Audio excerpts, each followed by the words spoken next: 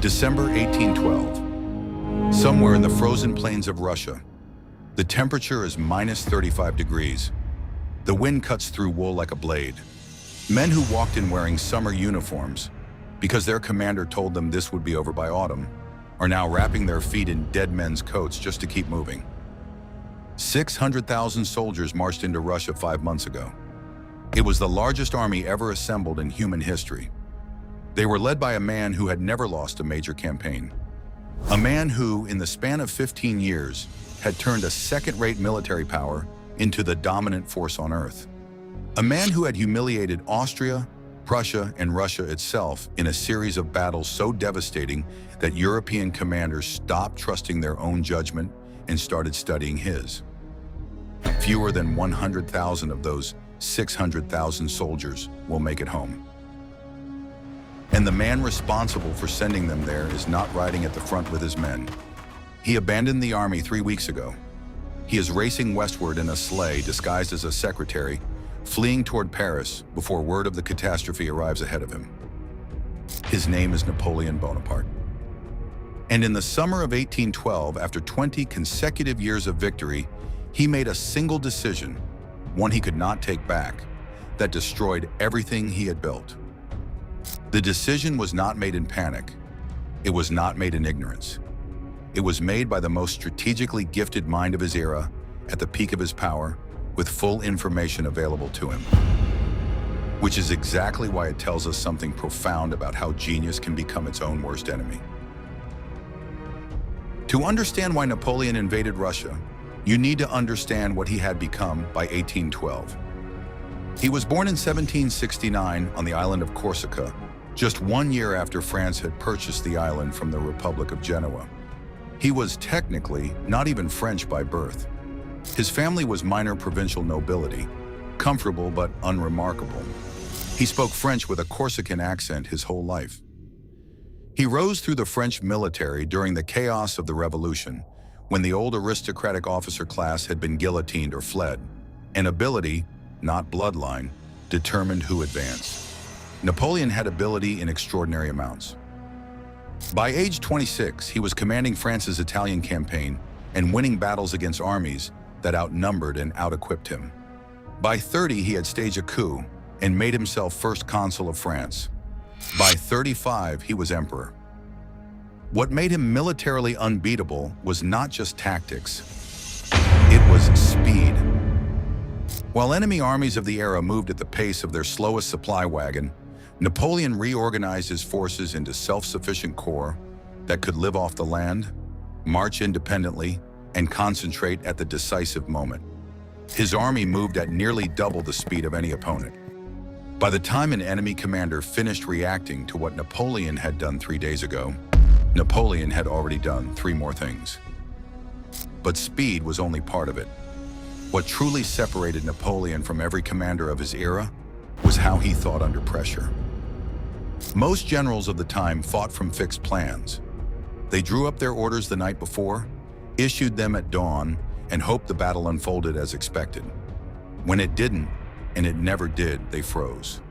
They sent riders back to headquarters. They waited for new instructions. Napoleon did the opposite. He rode to the point of crisis himself. He read the battlefield in real time, found the gap the enemy had left while reacting to his last move, and drove through it before they could close it.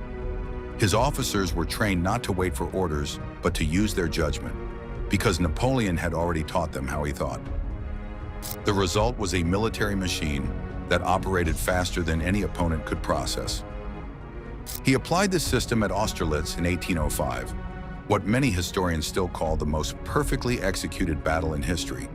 Facing a combined Austrian and Russian force of nearly 90,000 men, Napoleon deliberately weakened his own right flank. He made it look vulnerable. He invited the attack. The Allied commanders took the bait. They stripped their center to reinforce the assault on his right. The moment their center thinned, Napoleon drove his reserve, 12,000 men held back precisely for this moment, straight through the gap. He split the Allied army in 2. Then he destroyed each half separately. The battle lasted 9 hours. The Allied army lost 36,000 men killed wounded, or captured. Napoleon lost 9,000. The Holy Roman Empire, a political structure that had existed in some form for over 1,000 years, dissolved within weeks of that single day.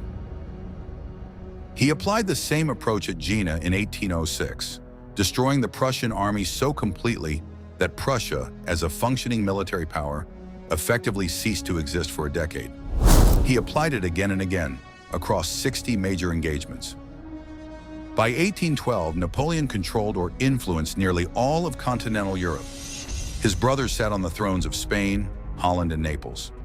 His father-in-law was the Emperor of Austria. He had redrawn the map of a continent. There was one problem. One enemy he could not defeat militarily because they refused to put their army in front of him and let him destroy it. Britain. Britain sat behind the English Channel with the most powerful navy in the world, and no matter what Napoleon did on land, British gold kept flowing to his enemies. British ships kept strangling French trade, and the war kept going. Napoleon's answer was the continental system, a total economic blockade of Britain. Every nation under French control was forbidden to trade with Britain. The theory was elegant: strangle the British economy, force them to the peace table. The problem was Russia. In 1810, Tsar Alexander I pulled Russia out of the continental system. Russian nobles were losing fortunes because they couldn't sell their timber and grain to Britain, and Alexander could not ignore them. The blockade was leaking, and without Russia's compliance, the entire strategy was failing. Napoleon decided to make an example of Russia that the rest of Europe would not forget. He would march east, force a decisive battle, crush the Russian army the same way he had crushed every other army for 20 years, and dictate terms. It would be quick. It would be decisive. It would be over before winter. He had said all of this before, and he had always been right. On June 24, 1812, Napoleon's Grande Armée crossed the Niemen River into Russian territory. It was the largest military force ever assembled in history. 600,000 men, nearly 200,000 horses, over 1,000 cannons. The column stretched for over 300 miles when fully spread out. Just feeding this force required an almost incomprehensible daily supply of food and fodder, far beyond what could be carried, which meant it had to come from the land they marched through. Napoleon expected the Russians to do what every other army had done: stand and fight. They didn't. The Russian commanders, under Generals Barclay de Tolly and later Kutuzov, made a decision that defied every military convention of the era. They retreated, not in disorder, deliberately. They pulled their armies back, burned the crops behind them, destroyed the villages, salted the wells, and left Napoleon nothing but scorched earth and empty roads. Napoleon pushed deeper, chasing an enemy that wouldn't be caught. The French army began dying before a single major battle was fought. The summer heat was brutal, temperatures reaching 40 degrees in July, the opposite extreme from what would come. The roads, such as they were, dissolved into mud after every rain. Horses died by the thousands. Supply wagons fell behind. Men began eating their horses just to survive. Disease, typhus, dysentery tore through the ranks faster than any Russian bullet. By the time Napoleon reached Smolensk in August, he had already lost over 100,000 men. Not to combat, to starvation, disease, and desertion. Still, he pushed forward. The formula demanded it. You advance, you force a battle, you win, you dictate terms. It had worked 60 times, and it would work again. On September 7th, 1812, the Russians finally stood and fought at Borodino, a village 70 miles west of Moscow. It was the bloodiest single day of battle in the Napoleonic Wars. 70,000 men were killed or wounded in 12 hours. The ground was so thick with bodies that soldiers reported having to step over them to advance. The Russians held their ground through the morning, then withdrew in good order at nightfall. Napoleon had his battle. He did not have his victory. His marshals urged him to commit the Imperial Guard, 12,000 of his best troops held in reserve to break the Russian line while it was still wavering. Napoleon refused. He was far from home. He could not afford to lose them. It was the first time in his career he had held back at the decisive moment, and it was the moment the formula began to crack. 1 week later, on September 14th, the French army entered Moscow, the ancient capital of Russia. Napoleon rode to the Kremlin, took up residence, and waited for Tsar Alexander to send peace envoys. They never came. Instead, that same night, Russian agents began setting fires throughout the city. Over 3 days, 3/4 of Moscow burned to the ground. Whether by order of the governor or the act of patriots, the result was the same. Napoleon was sitting in the ruins of a city with no food, no shelter for his army, and no enemy willing to negotiate. He waited 35 days. For 35 days, Napoleon sat in what remained of Moscow, sending diplomatic messages that went unanswered, waiting for a peace offer that Alexander had already decided he would never make. The Tsar had a simple calculation. Every week he waited, the French army got weaker. The Russian winter was coming. Time was Alexander's greatest weapon, and he was using it. Napoleon's advisors urged him to march south to warmer winter quarters. He delayed. The decision to leave Moscow, to admit that the campaign had failed, was one he could not bring himself to make. To retreat was to admit the formula had broken down, and that was something his mind simply was not built to process. On October 19th, he finally gave the order to withdraw. It was 6 weeks too late. Within days of leaving Moscow, the temperature dropped to levels that Central European soldiers had never experienced. -20, -30, -35 degrees. Men who had survived the march in, the battle at Borodino, the burning of Moscow, died in their sleep on the frozen ground because they had no winter clothing. Fingers and toes turned black and fell away from frostbite. Men went snowblind. The horses, without proper shoes for ice, fell and could not get up and were butchered on the spot for food. The army that had marched in as a disciplined fighting force was dissolving into a mob. Men abandoned their weapons because they were too heavy to carry. Officers lost control of their units. Soldiers who fell behind were simply left. There was no energy to spare for the dying. At the Berezina River in late November, the situation became catastrophic. The river had partially thawed, making it impassable. Russian forces closed in from 3 directions. Napoleon's engineers worked for 2 days in freezing water, building pontoon bridges while men died around them from the cold. When the bridges were finally ready, the crossing turned into a stampede. Thousands drowned or were crushed. Thousands more were captured on the eastern bank when the bridges were burned to slow the Russian pursuit. And the Russians followed. Cossack cavalry harassed the column day and night, picking off stragglers and isolated units. The retreating army stretched over miles of frozen road, and there was no way to defend a column that long. Every stop for rest was an ambush waiting to happen. By the time the remnants of the Grande Armée crossed back over the Niemen River in December, Napoleon had lost over 400,000 men, dead, captured, or missing. Another 100,000 were prisoners in Russian hands. The most powerful army ever assembled had been destroyed, not by a superior enemy force in open battle, but by distance, weather, and a strategy that had simply refused to work. News of the disaster spread across Europe like a crack across ice.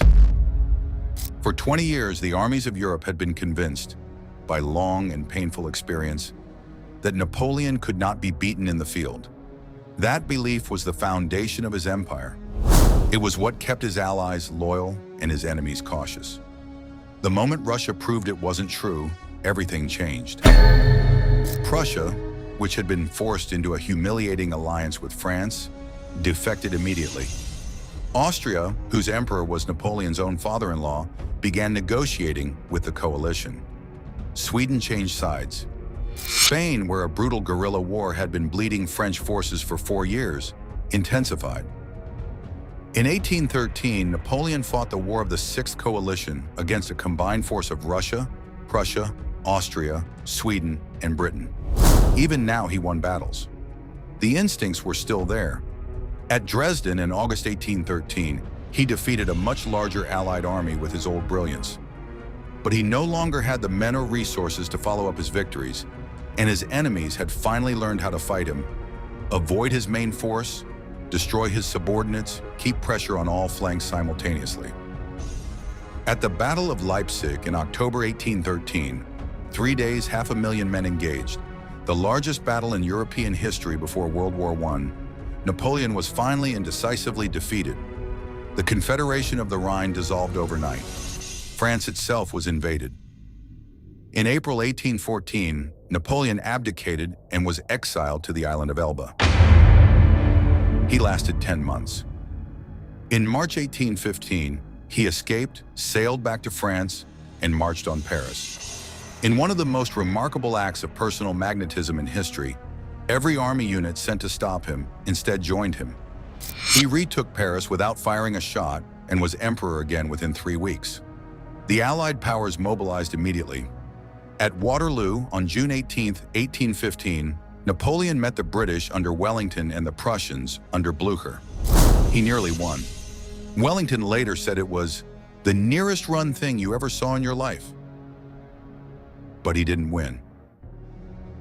He was exiled again, this time to the remote South Atlantic island of St. Helena, chosen specifically because it was so far from everywhere that escape was impossible. He died there in 1821 at the age of 51, dictating his memoirs and insisting to the end that the Russian campaign had been the right decision, poorly executed by subordinates. He could never bring himself to see it any other way. Here is what most history teachers miss when they tell this story. Napoleon's mistake was not hubris in the simple sense of the word. He wasn't reckless. He wasn't delusional. He wasn't some cartoon villain drunk on his own power. His mistake was something far more insidious. He had a model of the world that had been validated so many times, by so much evidence, that he could no longer question it. Advance, force a battle, win the battle, dictate terms. It had worked 60 times. It had worked against opponents larger than him, better equipped than him, fighting on their home territory. Why would it not work now? The answer was that Russia had simply changed the rules. The Russians weren't going to play the game Napoleon had spent 20 years mastering. They were going to play a different game, one of attrition, distance, and time. And Napoleon, whose entire genius was built on speed and decisive engagement, had no answer for it. Psychologists call this an expert blind spot. The deeper your expertise in a particular approach, the harder it becomes to recognize situations where that approach doesn't apply. Your greatest strength, the pattern recognition built from thousands of hours of experience, becomes a filter that distorts reality rather than clarifying it. Napoleon could not see that Russia was different because his mind was trained to find the similarities, not the differences. This does not only happen to emperors. It happens to the entrepreneur who made one company work and cannot understand why the same playbook is killing the second one. To the athlete who dominated one era and cannot adapt when the sport evolves. To any of us who mistake this worked before for this will work now. Success is the most seductive liar in the world. It whispers that the formula is you, that you earned it, that you own it, that it is yours to use forever. The formula is never you. It is a response to a specific set of conditions. When the conditions change, the formula becomes a trap. Napoleon Bonaparte built the most successful military machine in the history of the Western world. And then he destroyed it by trusting that machine more than he trusted the evidence in front of his eyes. The question his story asks us is one that becomes more important the more successful you become. When did your greatest strength last stop working? And are you paying attention?